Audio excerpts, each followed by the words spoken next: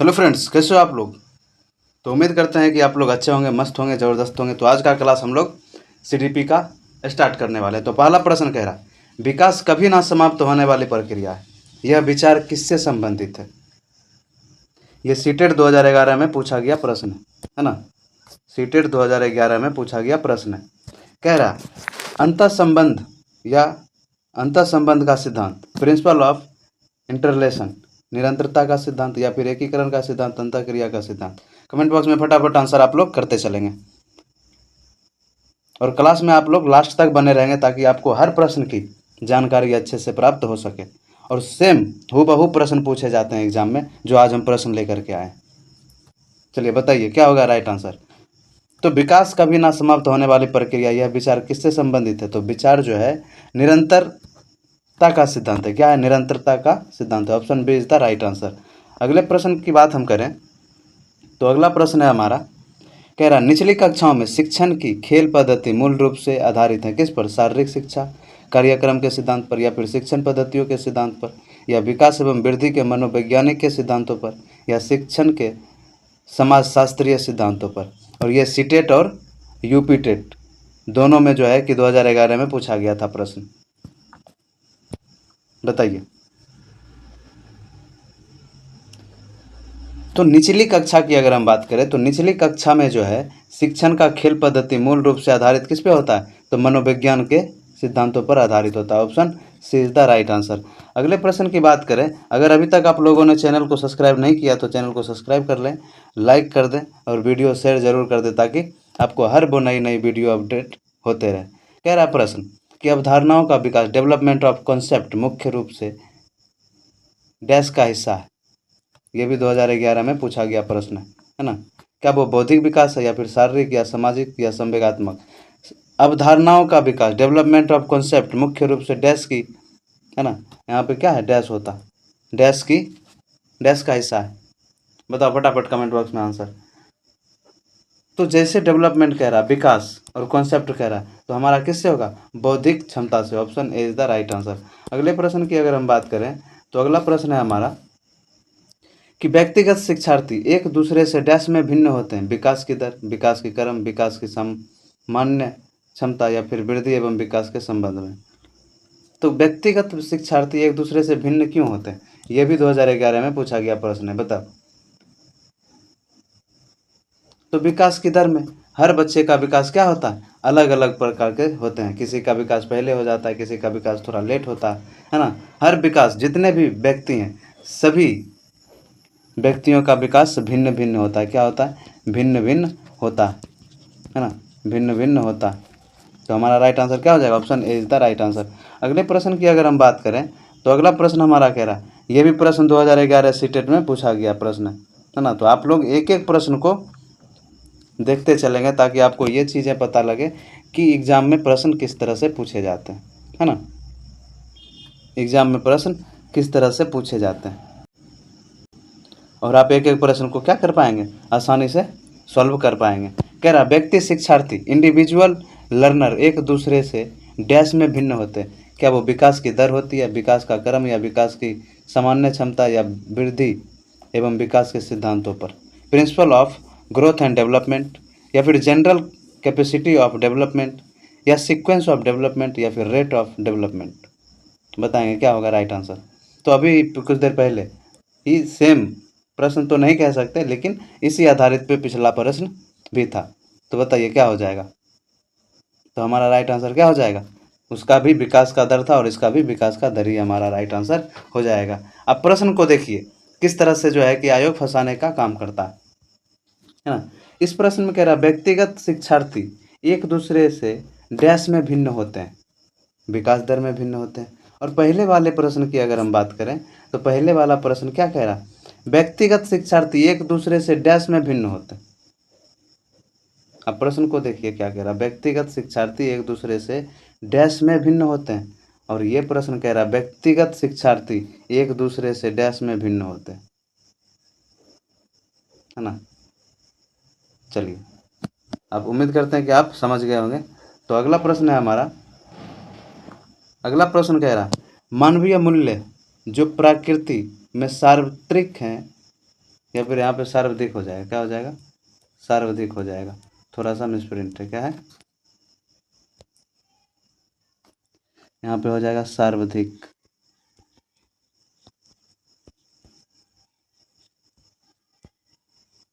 सार्वधिक है ना। कह रहा मानवीय मूल्यों जो प्राकृतिक में सार्वधिक हैं और विकास का अर्थ क्या होता है, मतारोपण या फिर अनुकरण या फिर अंगीकरण या फिर अभिव्यक्ति। बताएंगे आप लोग कमेंट बॉक्स में फटाफट क्या हो जाएगा। तो ये भी दो यूपी टेट में 2011 में पूछा गया प्रश्न है ना। तो अभिव्यक्ति हो जाएगा, मैनिफेस्टेशनल हो जाएगा, option D is the right answer. अगले प्रश्न की अगर हम बात करें तो अगला प्रश्न कह रहा निम्न में से किस स्तर में बच्चे अपने समकक्षी वर्ग के सक्रिय सदस्य बनते हैं, किशोरावस्था, बाल्यावस्था, प्राक बाल्यावस्था या फिर बाल्यावस्था। ये भी यूपी टेट 2011 में पूछा गया प्रश्न था।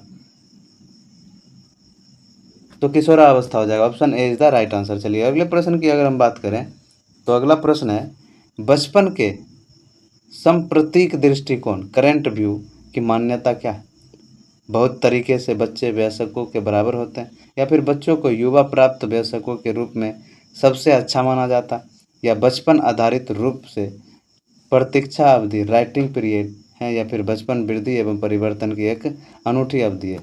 बताओ आप लोग फटाफट कमेंट करेंगे। और ये भी प्रश्न क्या है, 2011 में पूछा गया प्रश्न है ना। बताओ कमेंट बॉक्स में आप लोग आंसर करते चलेंगे, क्या हो जाएगा राइट आंसर। तो हमारा राइट आंसर क्या होना चाहिए, तो बचपन वृद्धि एवं परिवर्तन की ये क्या है, अनूठी अवधि है। बचपन में वृद्धि और परिवर्तन क्या होती है, तेजी से होती है, तीव्र गति से होती है ना। अगले प्रश्न की बात करें तो अगला प्रश्न कह रहा शिक्षक को ज्ञान होना चाहिए, यूपी टेट में पूछा गया था। शिक्षक को ज्ञान होना चाहिए अध्यापन विषय का या बाल मनोविज्ञान का या शिक्षक संहिता का एजुकेशन कोड या फिर अध्यापन विषय एवं बाल मनोविज्ञान का। तो अध्यापन विषय और बाल मनोविज्ञान का क्या होना चाहिए, नॉलेज होनी चाहिए एक टीचर को, option D is the right answer. अगला प्रश्न हमारा कह रहा है शिक्षक एवं विद्यार्थी के मध्य संबंध होना चाहिए कैसा, यूपी टेट 2011 में पूछा गया। शिक्षक और विद्यार्थी के मध्य संबंध कैसा होना चाहिए, स्नेह का, विश्वास का या सम्मान का या फिर सभी।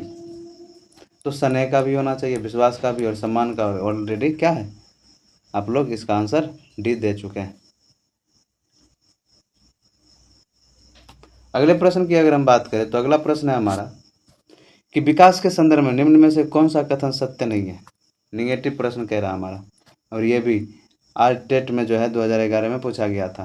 तो निगेटिव कह रहा विकास की प्रत्येक अवस्था में अपने खतरे हैं या विकास उकसाने या बढ़ावा सिमुलेशन देने की नहीं होता या विकास सांस्कृतिक परिवर्तनों से प्रभावित होता, विकास की प्रत्येक अवस्था की अपनी विशेषताएं होती है। फटाफट कमेंट बॉक्स में आंसर आप लोग करेंगे है ना, क्या होगा राइट आंसर।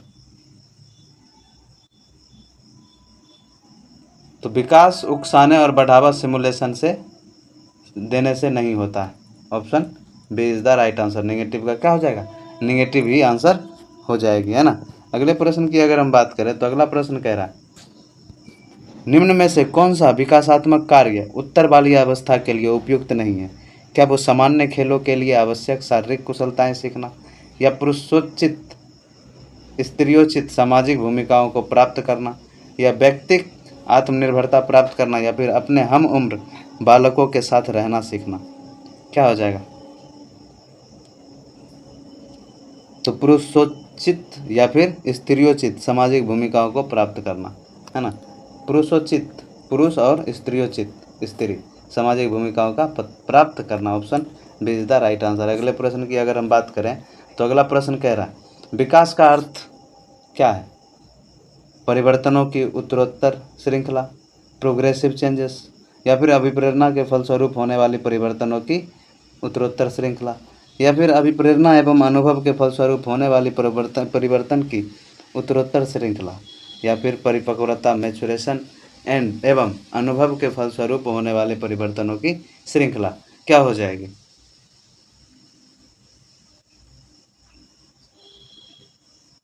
तो हमारा राइट आंसर हो जाएगा मैचुरेशन वाला, option D is the right answer. अगले प्रश्न की अगर हम बात करें तो अगला प्रश्न भी हमारा आर टेट में जो है 2011 में पूछा गया प्रश्न है ना। खिलौने की आयु टॉय एज कहा जाता है किसे? VVI प्रश्न आप इसको मान ले, है ना, VVI प्रश्न। क्या वो पूर्व बाली अवस्था को, या फिर शैशव अवस्था, उत्तर बाली अवस्था, या फिर ये सभी? तो टॉय एज की बात करें तो ये पूर्व बाली अवस्था में होता है, option A is the right answer. अगले प्रश्न की बात हम करें तो अगला प्रश्न है हमारा, निम्न में से कौन सी पूर्व बाली अवस्था की विशेषता नहीं है? पूर्व बाली अवस्था की विशेषता नहीं है, दल समूह में रहने की अवस्था, प्री गैंग एज, या फिर अनुकरण करने की अवस्था, इमिटेटिव एज, या फिर प्रश्न करने की अभियम क्या है? अवस्था है, सॉरी अवस्था होना चाहिए, है ना, क्या होना चाहिए? अवस्था होनी चाहिए, है ना, अवस्था होनी चाहिए। तो कह रहा अनुकरण करने की अवस्था, या फिर प्रश्न करने की अवस्था, या खेलने की अवस्था, प्ले एज, क्वेश्चनिंग एज, या फिर इमिटेटिव एज, या फिर प्री गैंग एज? क्या होगा राइट आंसर? प्रश्न हमारा निगेटिव कह रहा, तो निगेटिव ही हमारा आंसर होना चाहिए, है ना। तो खेलने की एज, प्ले एज की बात हम करें तो यही हमारा राइट आंसर हो जाएगा। अगले प्रश्न की अगर हम बात करें तो अगला प्रश्न है, उत्तर बाली अवस्था में बालक भौतिक वस्तुओं गुड्स के किस आवश्यक तत्व में परिवर्तन समझने लगते हैं? द्रव्यमान, संख्या, द्रव्यमान और संख्या, द्रव्यमान, संख्या और क्षेत्र। तो किस में बच्चे जो है परिवर्तन समझने लगते हैं?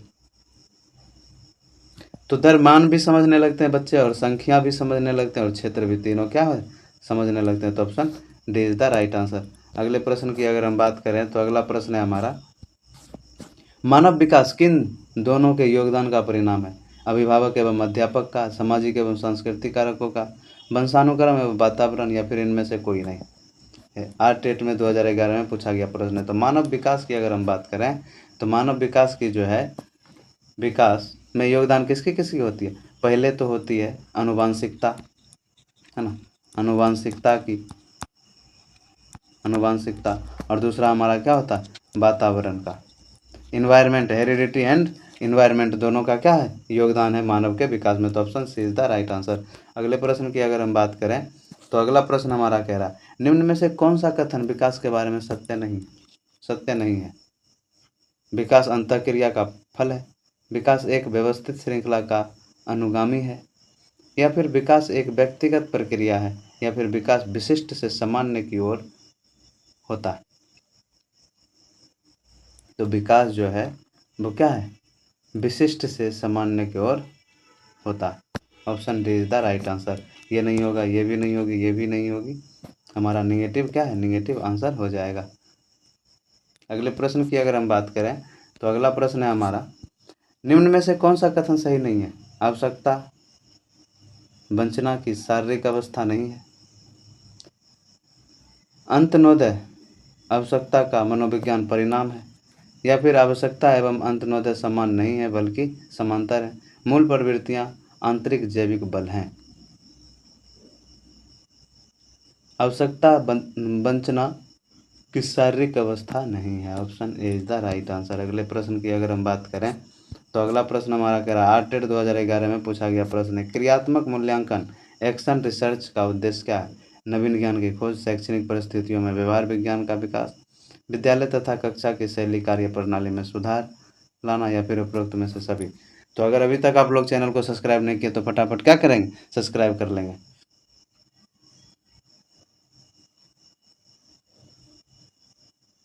तो हमारा राइट आंसर क्या हो जाएगा? ऑप्शन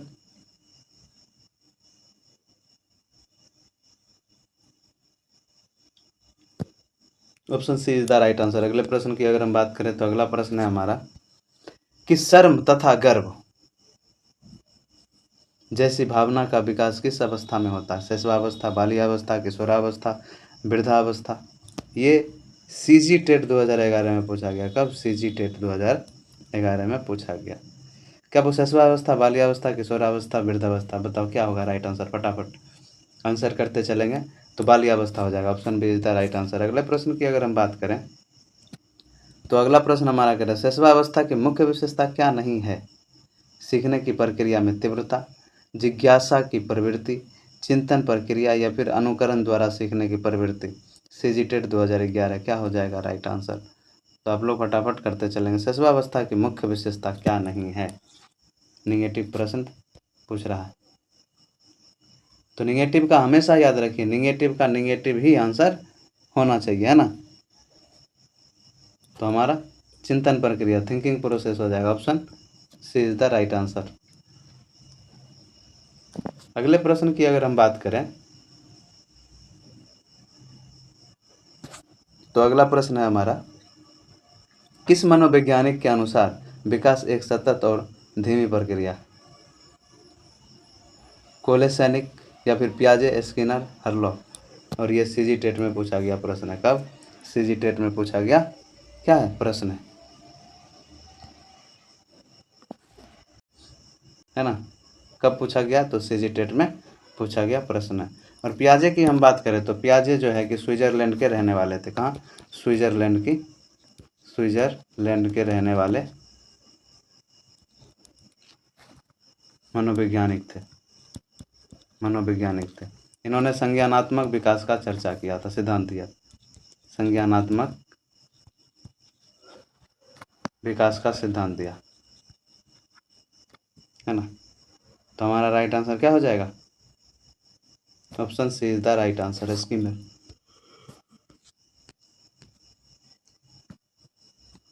अगला प्रश्न है हमारा बाल्यावस्था होती है 5 वर्ष तक, 12 वर्ष, 21 वर्ष या कभी नहीं, कोई नहीं। क्या हो जाएगा? तो बाल्यावस्था की एज की बात करें तो 12 वर्ष होती है। कितनी? 12 वर्ष होती है। अगले प्रश्न की अगर हम बात करें तो अगला प्रश्न है हमारा विकास में वृद्धि से तात्पर्य क्या है? ज्ञान में वृद्धि, संवेग में वृद्धि, वजन में वृद्धि या फिर आकार, सोच, समझ, कौशलों में वृद्धि।